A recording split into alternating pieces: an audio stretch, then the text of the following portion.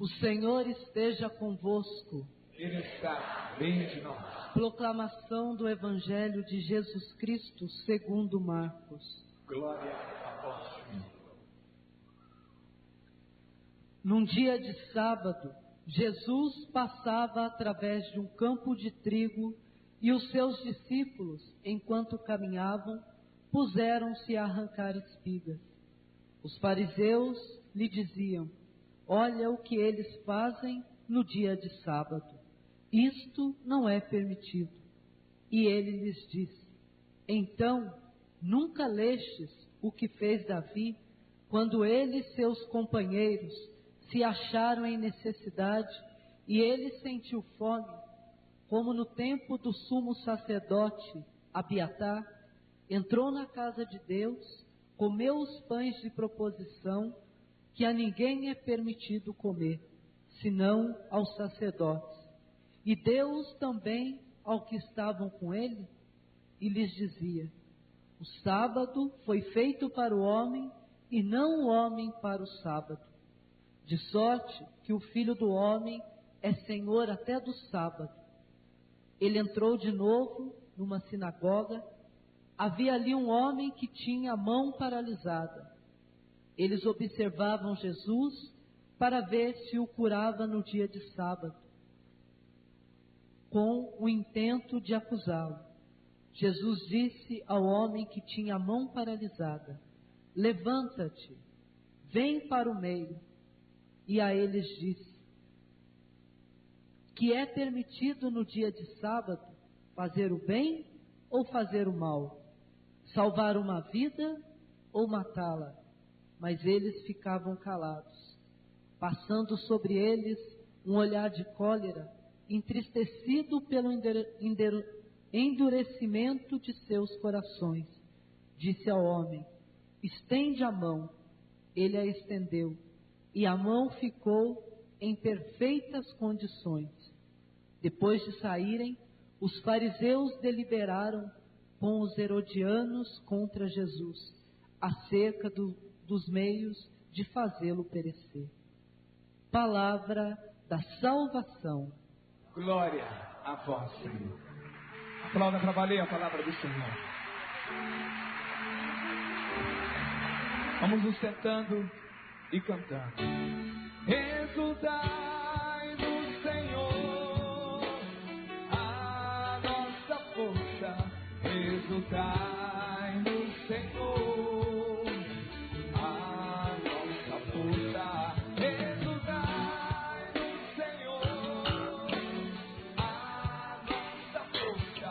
Exultai no Senhor, a nossa força.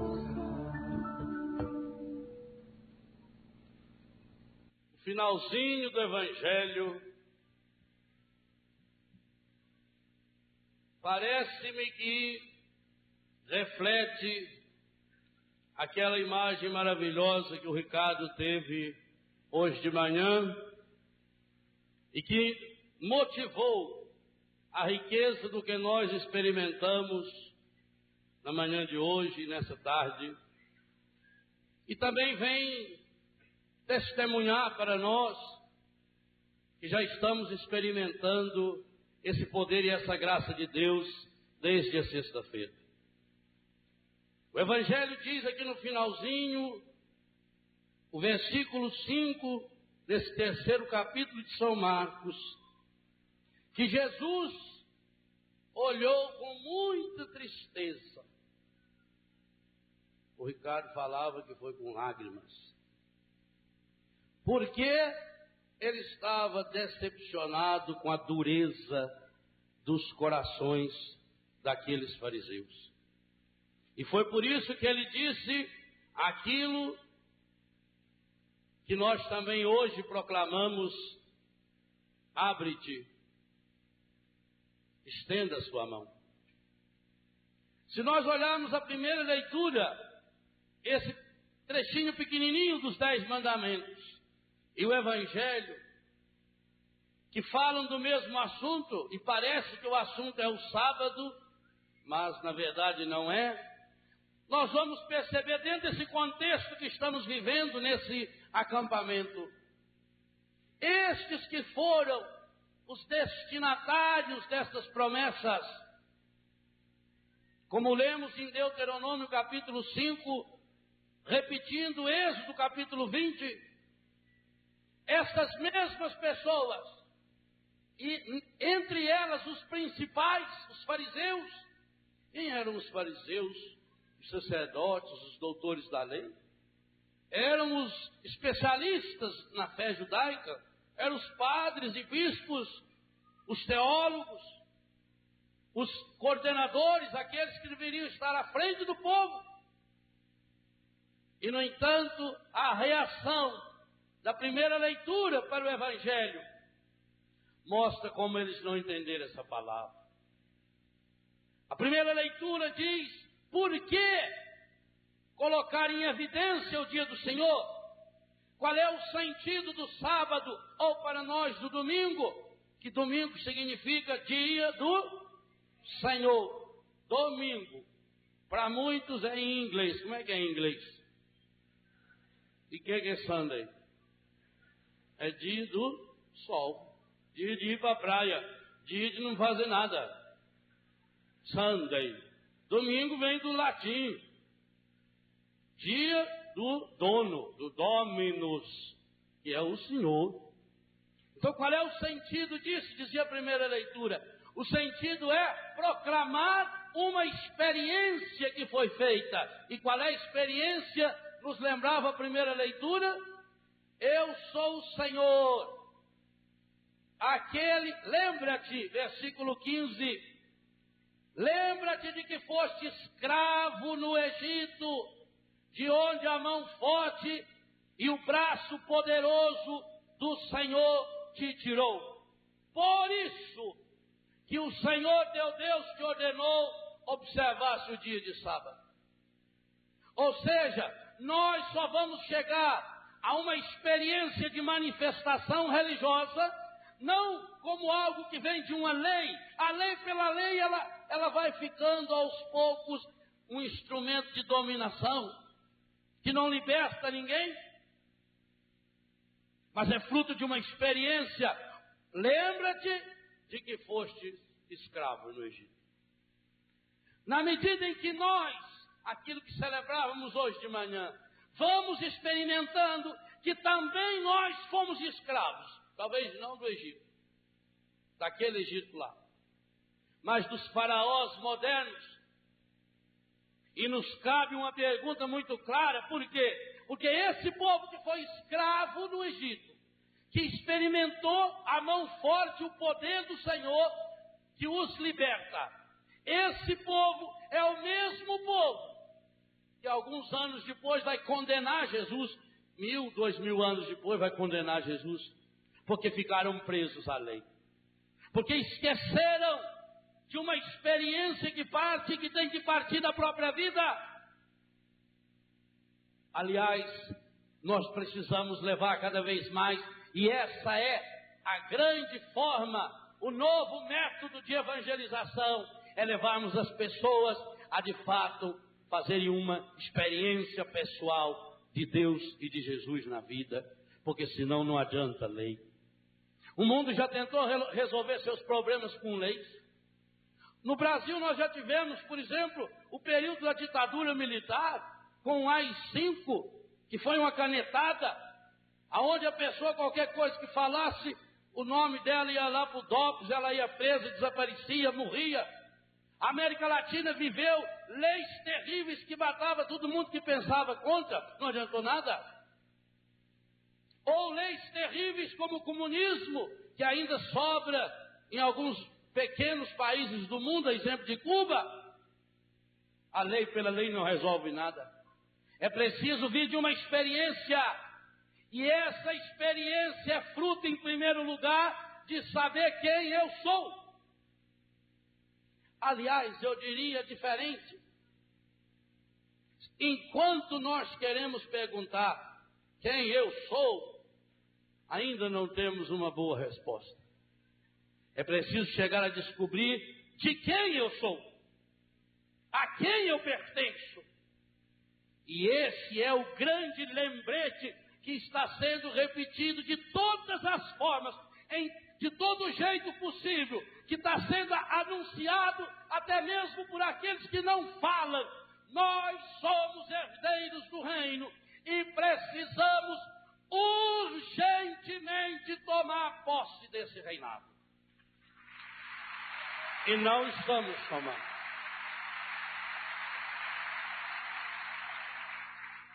Esses meninos e meninas de Campinas hoje, que não falam uma palavra, nos deixaram também, a mim, ao Padre Jonas, que eu vi a muitos de vocês, sem falar nada. Diante de um mistério a gente se cala. Que grito, que berro de denúncia nos deram esses que não falam, esses que não escutam, mas que nos expressaram esse Deus que cria, esse Deus que modela o ser humano, esse Deus que liberta o ser humano, mas o ser humano que volta correndo para aqueles sacos de lixo. Que percepção maravilhosa que eles estavam revestidos de um saco de lixo. E poucos minutos antes, Padre Jonas e Ricardo aqui convidava-nos, proclamava-nos com a palavra de Deus e insistia para que a gente se revista de Jesus Cristo, para que a gente se revista do homem novo, da mulher nova, criado segundo Deus, em verdadeira justiça e santidade. Esse ser humano que permita refletir, que coisa maravilhosa essa segunda leitura, refletir na sua carne, no seu corpo, na sua demência e no seu pecado, a vida de Jesus. E sabem por quê, meus irmãos, que entre a primeira leitura e o Evangelho há essa distância tão grande? Porque o questionamento de Jesus era esse: o que é mais importante, o sábado? Ou esse irmão que está aqui que precisa de mim? Que religião é essa? Jesus, e por isso termina o Evangelho dizendo que eles ali já arrumaram um jeito para tentar matá-lo. Porque Jesus, naquela hora que trouxe o homem da mão seca, e na hora que defendeu os discípulos que estavam com fome, pegaram uma espiga e saíram comendo, quem sabe até brincando, quem sabe nem estava comendo, estava só beliscando, porque comer espiga assim seca, talvez põe na boca assim só para... Quando Jesus viu isso, Jesus falou: meu Deus, como é que eu posso estar diante de tanta anta? Ô povo do coração e da cabeça dura! E é por isso que Jesus ficou triste. E quem foram esses que queriam matar Jesus? E quem foram os fariseus? Aqueles que, embora conhecessem profundamente a lei de cor, viviam só na aparência, viviam na máscara. Carnaval não é a festa da máscara, de mascarar a realidade, de fantasiar a realidade. São Paulo vem nos dar o grande segredo para que não aconteça conosco hoje, porque, meus irmãos, nós, herdeiros do reino, perdemos e podemos perder essa herança. E de fato muitos perdem essa herança. Eles perderam essa herança. Eles estavam ali com Jesus e não viram. Quantas e quantas vezes nós também, embora escutamos, embora emitimos som, na verdade a gente não consegue ouvir e não consegue falar. Eu olhava para aquele menino hoje, o Bernardo, eu já tinha me apaixonado no Bernardo quando ele esteve no meu programa. Então já é um amor meio antigo. E eu ficava impressionado de ver a ansiedade do Bernardo em passar por gestos, por ameaços. Passar que esse Deus nos ama, que esse Deus quer nos libertar, que esse Deus quer tirar todas as formas de escravidões. E eu pensava: meu Deus, quantos aqui que escutam e que usam o ouvido só porque não prestam. Só sabe escutar notícia ruim. Só sabe escutar notícia pessimista. Está sempre com o ouvido aberto para escutar fofoca, para escutar a malícia do mundo. Meu Deus, quantos aqui que falam e estão usando a voz para quê? Quantos, inclusive, que têm canais de televisão dezenas de vezes mais potentes do que o nosso canal de televisão, mas usa desse canal, usa da voz para destruir, para humilhar o outro, para levar o outro ao pecado, para falar da malícia, para fazer fofoca, para falar mal da vida alheia. Quantos de nós? E eu pensava comigo, oh meu Deus, talvez tenha sido melhor se a gente não pudesse também ouvir e falar. Porque talvez todo mundo aqui ia plantar bananeira no espírito de alegria e emoção, se durante a missa hoje o Padre Léo ou o Padre Jonas, ou um dos padres, ou o Dunga proclamasse: nesse momento Jesus está curando um surdo entre nós, alguém que não o via, e o surdo começasse a berrar: sou eu, sou eu, sou eu, e o povo ia pular de alegria. Que maravilha, que milagre fantástico. Pois hoje nós presenciamos um milagre muito maior, mas talvez a gente não se comprometa com esse milagre, porque esse milagre que hoje nós presenciamos, esse milagre nos compromete. E esse milagre não foi de um surdo ouvir ou um mudo falar, mas foi de alguém que não ouve falar a cada um de nós, e a milhões e milhões de brasileiros, que cada um de nós aqui precisa colocar o seu ouvido e a sua boca a serviço da construção desse reino de Deus. E isso compromete.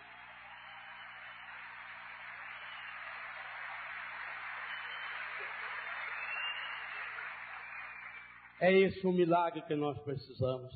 Mas aí esse mexe com você e comigo. Porque aí não é só eu contar quando eu chegar em casa, lá da minha cidade, lá do estado que eu vim. Ah, foi uma beleza. Estava o padre fulano, o padre ciclano, tinha a banda tal, tinha show, tinha isso. E teve um milagre lá, de um rapaz que era surdo e mudo. E ele foi no microfone e ele proclamou pela primeira vez na vida o nome Jesus. E todo mundo ia ficar emocionado. Isso seria lindo, acontece, esse milagre acontece, eu já vi, muitos de vocês já viram. Mas o milagre que nós estamos presenciando hoje aqui nos compromete. Porque ele tem que dizer para mim e para você, como eu estou usando a minha voz. Como eu estou usando o meu ouvido. O meu ouvido não é pinico para ser enchido com essas porcarias e com esse chiqueiro que o mundo está trazendo para nós.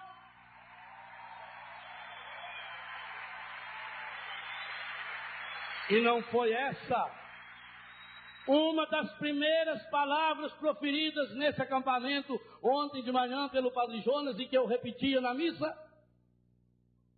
Que tipo de música eu estou ouvindo? Que letras das músicas as nossas crianças estão cantando? Então, com o que eu estou empanturrando o meu ouvido? E para que eu estou usando a minha voz? Quantos e quantos de nós que acham que estica a língua para louvar o Senhor, e até estica para recebê-lo na comunhão depois, estica a língua para descer a lenha nos outros, para falar mal, para fazer fofoca, para destruir. Por isso que eu disse que a entrada do inferno é feita de um tapete vermelho, que é língua de católico, que ele vai costurando e vai fazendo.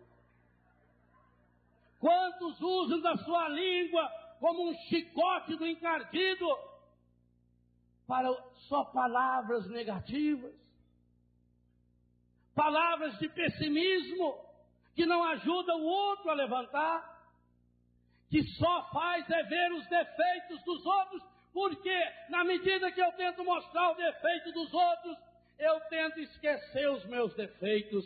São Paulo, que era um homem cheio de defeito, aos olhos do mundo ele não valia muita coisa. São Paulo, inclusive, disse que tinha uma fraqueza grande, um espinho na carne dele, que era como se fosse bofetadas do encardido. São Paulo foi um assassino. Quando Estevão morreu, foi ele que mandou matar. São Paulo tinha um temperamento terrível, aos olhos do mundo ele não valia nada, mas o Senhor o chamou. E ele caiu do cavalo. E é por isso que São Paulo diz: você quer começar a ser herdeiro desse reino? Então olha para você mesmo. Deixa brilhar a luz de Deus dentro de você. Versículo 6. Porque Deus que disse das trevas brilha a luz, é também aquele que fez brilhar a sua luz em nossos corações. Quando nós apagamos essa luz de Deus dos nossos corações, nos lembra o Evangelho, a gente fica com o coração endurecido, e é por isso que o Cristo fica triste, entristecido e chora. É preciso ter esse coração iluminado pela graça de Deus, para que irradiássemos o esplendor de Deus que reflete a face de Cristo. Que coisa estupenda! Mas, meu irmão, minha irmã, esse versículo 7 é fabuloso, porque ele dá a você e a mim um segredo. Para a gente refletir a face de Cristo, a gente não precisa diminuir ninguém. A gente não precisa tentar mostrar os defeitos dos outros para esconder os nossos, porque Deus nos conhece e Paulo fez a experiência. Nós temos esse tesouro. Que tesouro? A herança do reino de Deus em vasos de barro. Você e eu, nós somos esses tesouros em vasos de barro. Deus sabe. Deus sabe a sua fraqueza e sabe a minha. O fariseu, gente, os fariseus não se converteram, não foi porque eles eram ruins demais, não. Eles não se converteram porque eles eram besta. É igual um dia um sujeito chegou para conversar comigo, daqueles que entrou 3 vezes na fila, mas era feio, coitado. Padre, eu tenho um problema. E qual é o problema, filho? Pai, eu sou muito orgulhoso. Olhei para a cara dele. Pensei, perguntei: mas você tem muito dinheiro, você é muito rico, tem algum cargo muito importante? Falei: não, você até é pobre. Falei: filho, então você não é orgulhoso. Você é besta. Porque feio e pobre vai ter orgulho do quê? Mas deixa que você anda.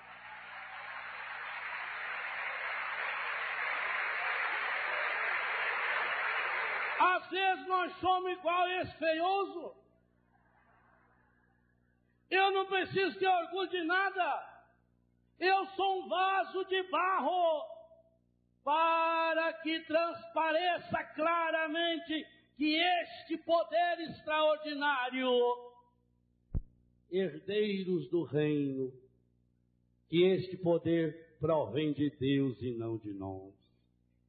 Oh, meu irmão, minha irmã, o dia que a gente descobre que Deus nos chama, e o Ricardo falava hoje com insistência que esse dia de hoje é vocacional, e eu penso que se cada um aqui hoje, vendo o que viu, vendo esse padre de 75 anos de idade, que é surdo, mas fala 4 idiomas, vendo esse menino lindo, que não consegue ouvir o barulho que nós conseguimos. Talvez seja por isso que ele transpareça um Deus tão lindo, um Deus tão profundo, um Deus tão maravilhoso. Cada um aqui deve ter pensado: e eu, para que eu estou servindo? O que eu já fiz para melhorar esse mundo? Ah, porque eu me revolto contra Deus. Revolta. Deus está chateado. O anjo chega e diz: Senhor, o que o senhor tem hoje? O senhor parece que está tão para baixo. Não soube, não. O fulano não gosta de mim. Oh, meu irmão. Eu preciso de Deus. Você precisa de Deus. Nós precisamos de Deus. Nós somos esses vasos de barro. E isso não é desculpa para você não descruzar os seus braços, porque desde que Deus é Deus, a não ser no caso da mãe dele, e isso porque ele saberia que eu ia pedir ao Padre Jonas para nós elegermos ela a musa da nossa televisão, a não ser a mãe dele que ele escolheu a melhor, o resto ele sempre chamou os piores, sempre. Pode se alegrar. Sempre. Ele é o Deus do absurdo. E eu já preguei isso aqui para vocês. Quando ele foi chamar o pai do seu povo, ele chamou um casal de velhos de 90 anos, Abrão e Sara. Porque não convidou um casalzinho que já obedece a ordem até sem Deus mandar? Foi um velhinho. O seu profeta para falar a sua lei, Moisés, gago. O rei, cuja descendência viria o Salvador do mundo, Davi, adúltero, ladrão e assassino. Esse é o rei. Olha a descendência de Jesus em Mateus 1, cita o nome de 4 mulheres, todas elas foram prostitutas.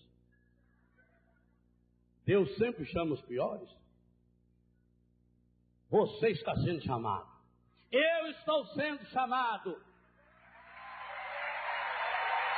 Para quê? Para que reconhecendo, eu sendo esse vaso de barro, Deus pode fazer alguma coisa com ele. Alguns de vocês sabem a história que aconteceu comigo. Quando em 1994, o padre Gabriel Galache me telefonou e disse: Padre Léo, o senhor foi um dos escolhidos para lançar os seus novos livros na 13ª Bienal do Livro em São Paulo. Eu não sabia nem quem que era Bienal. É a terceira mais importante do mundo. Os grandes escritores vão lançar lá. E agora a igreja está entrando também. Outros padres vão lançar e o senhor foi escolhido. E nós precisávamos que o senhor mandasse uma biografia do senhor, que agora o senhor vai ser registrado na Câmara Brasileira do Livro. Eu. Se lá no Biguá tivesse jornal, era manchete da primeira página. Já pensou? Eu? Biografia, para nós, biografia é tirar a chapa do pulmão, meu filho.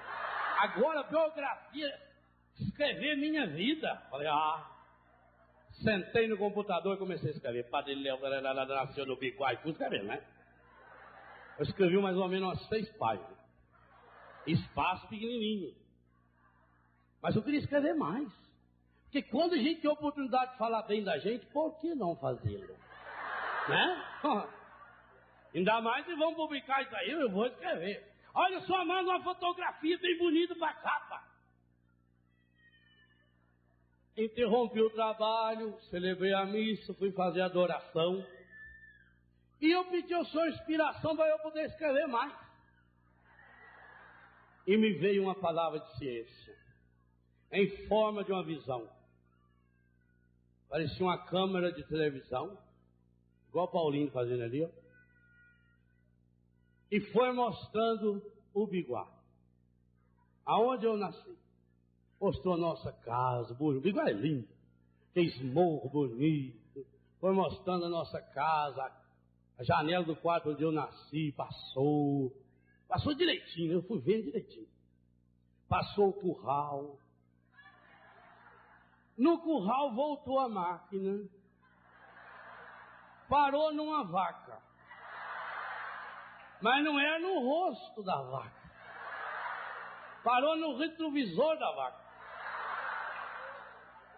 A vaca levantou o rabo, como que se estivesse tirando retrato da gente, e foi fazendo um negócio assim, proc, proc, proc, proc, proc, proc, com a roda assim grandona, verde, saía até fumaça dali. E eu fiquei olhando aquilo.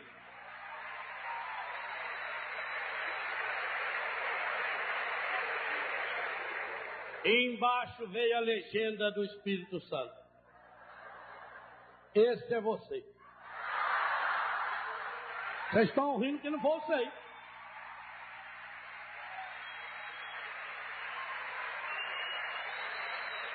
E eu fiquei triste. Eu fiquei chateado por mim mesmo.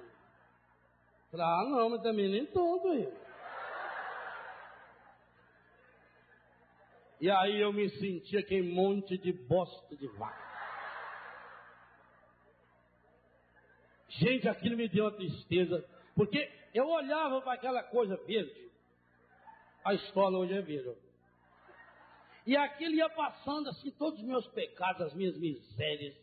E eu fui me sentindo assim, sabe quando você pega aqueles bonecos bem grandes assim de ar, fúria, vai murchando? Eu fui olhando para mim ali e fui murchando. Eu fiquei tão triste. Eu fui para minha sala, entrei no meu computador, dei um Ctrl+T e deletei. Paguei tudo. Dia seguinte o padre Sérgio chegou e falou assim: Padre Léo, o padre Galache ligou que a pessoa mandar a biografia. Eu falei: não vou mandar não. Não, e a pessoa não esqueceu de mandar a foto. Você já pensou? Eu mandar aquela foto? A foto que Deus tirou de mim era duro. Porque tem gente que é tão orgulhoso, quando sai na rua, dá um relâmpago, a pessoa faz pose, achando que é Deus tirando foto dela. Ele é um orgulho, é uma pessoa muito santa. Esses que engoliram o Espírito Santo com a pena, então, que lá. Falei: eu não vou mandar, não. Não, mas só tem que mandar. Falei: tanto que nos meus livros não tem foto minha. Aí o padre falou: mas o homem está insistindo. Falei: o padre Sérgio, contei para ele: eu não posso. Ele falou: não, isso aí é excesso de humildade, isso aí pode ser só a mente da gente produz uma opção de coisa. Eu falei: não, senhor, porque quando eu vi ali, eu direitinho na mente. Não tem nada de ser a mente, não. Eu sabia que era eu mesmo, que era só esse vaso, que era só eu tirar a máscara. Foi duro, gente. Olhar para aquela foto foi duro. Eu fiquei uns 4, 5 dias, meio amuado, assim, pensando. Aí estava rezando lá no mesmo lugar. O Espírito Santo levou eu de novo lá no Biguá. E me mostrou. Eu tinha me convertido. Eu não era mais verde, eu era preto. Eu tinha murchado de tamanho. E eu estava tudo rachado assim. Sequinho. Aí eu fiquei olhando para mim. Aí veio meu pai, com um carrinho de mão. O papai estacionou assim do meu lado. Eu fiquei olhando. O papai pegou uma pá, né? Jogou e eu caí de bruços ali dentro. E ele foi levando, eu fui vendo aonde ele estava indo, né? Aí tinha uma cerca de bambu. Quando o papai abriu o portãozinho, era uma horta. Uma das hortas mais bonitas que eu já vi na minha vida. E o papai foi me pegando assim, me esgalhando com a mão e pondo nos canteiros. E o Espírito Santo me disse: Léo, até hoje você tem tentado ser importante, você tem tentado ser mais do que os outros, você tem tentado ser enorme, você tem tentado ser uma grande estátua de ouro, só que está sendo usado pelo engadino. É preferível que você seja um monte de bosta, porque bosta vira esterco, e o esterco na mão do agricultor faz dar fruto. Você seja um esterco na mão do Espírito Santo.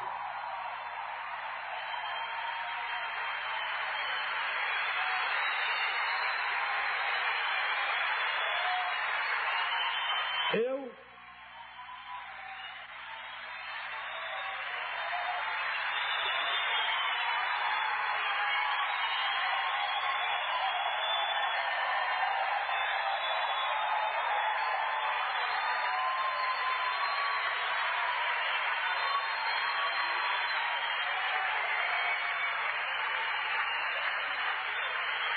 estou aprendendo.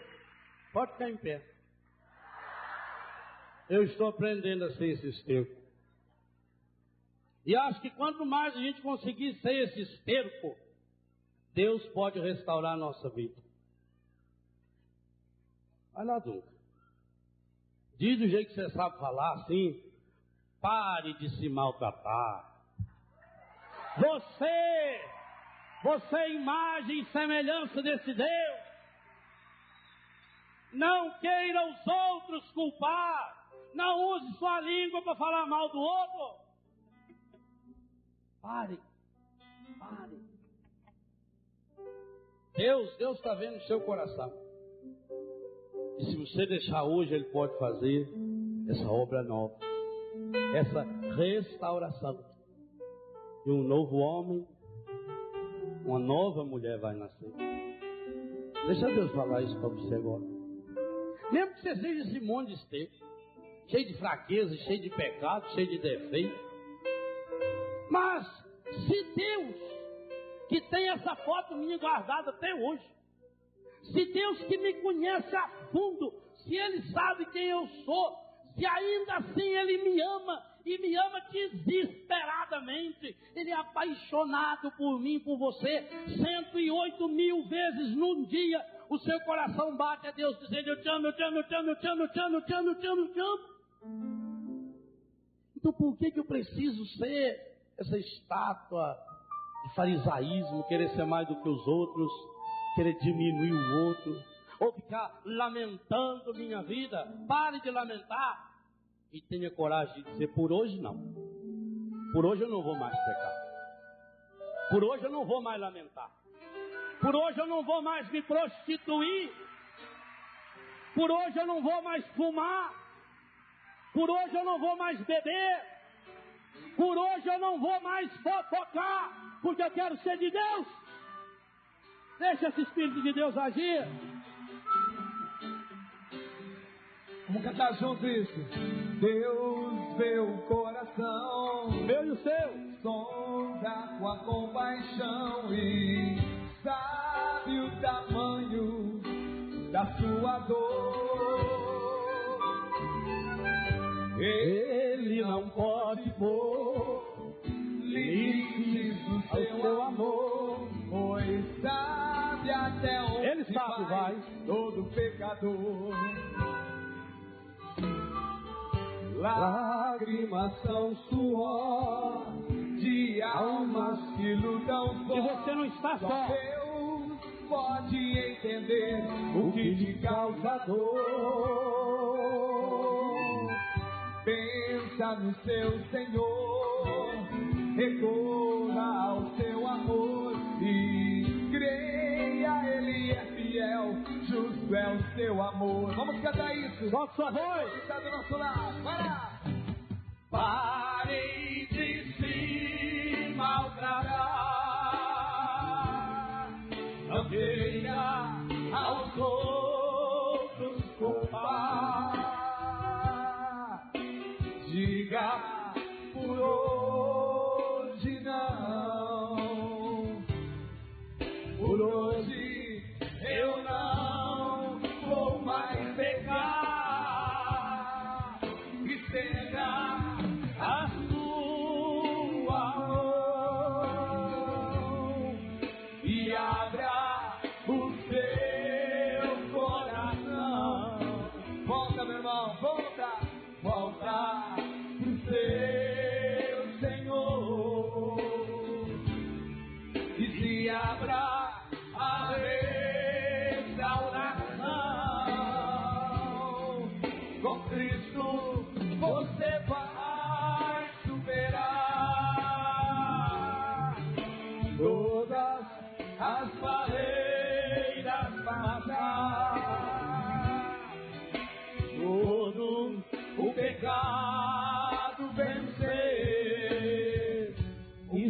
acontecer hoje, é para acontecer agora.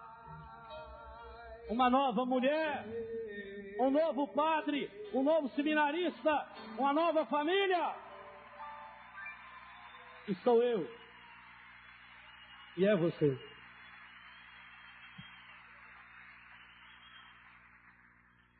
Nós levantamos a nossa mão direita nessa posição e dizemos que acreditamos em tudo isso. Vai dizendo para o Senhor que você acredita e que acreditando você acolhe. E esse acolhimento vai para os fatos, vai para a vida, vai para o concreto.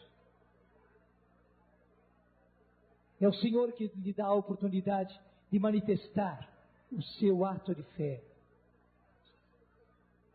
Mostre diante do Senhor e da sua igreja que você acredita.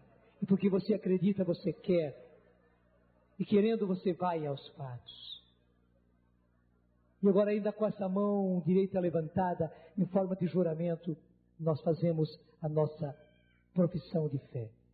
Creio em Deus, Pai Todo-Poderoso, Criador do céu e da terra, e em Jesus Cristo, seu único Filho, nosso Senhor, que foi concebido pelo poder do Espírito Santo, nasceu da Virgem Maria, padeceu-se do Pôncio Pilatos, foi crucificado, morto e sepultado, desceu à mansão dos mortos, ressuscitou ao terceiro dia, subiu aos céus, está sentado à direita de Deus Pai Todo-Poderoso, de onde há de vir a julgar os vivos e os mortos. Creio no Espírito Santo, na Santa Igreja Católica, na comunhão dos santos, na remissão dos pecados, na ressurreição da carne, na vida eterna. Amém. Nós ficamos em pé ainda. Estou pedindo que o casal que faz 25 anos, vem aqui, o Benedito e a Leila, faz favor, vem aqui. Vai custar, mas chega aqui pela minha esquerda, cheguem aqui. Muitas vezes, na missa, a oração dos fiéis não somente é rezada, mas é cantada. Eu vi hoje, lá, na Praça de São Pedro, a oração foi cantada. Nós vamos pedir, enquanto o casal vem aqui, eu vou abençoar as alianças deles. Eles vão colocar mais uma vez essa aliança agora nova no dedo um do outro. O Padrezinho vai fazer a oração dos fiéis por nós. E não há forma melhor para fazer essa oração dos fiéis do que a oração pela família. Por favor.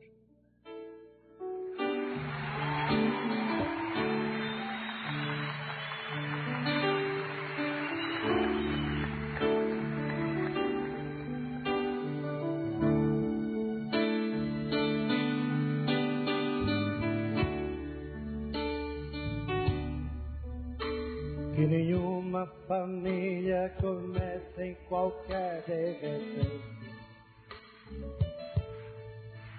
Que nenhuma família termine por falta de amor. Faça o meu gesto comigo. Meu gesto. Que o casal seja um para o outro, de corpo e de mente. Meu gesto. E que nada no mundo separe um casal sonhador. Que nenhuma família se abrigue debaixo da ponte. Que ninguém interfira no lar e na vida dos dois. Que ninguém os obrigue a viver sem nenhum horizonte. Que eles vivam do ontem no hoje em função de um depois. E a família comece e termine sabendo de baixo. E que o homem carregue nos ombros a graça de um pai. E a mulher seja um céu de ternura, aconchego e calor.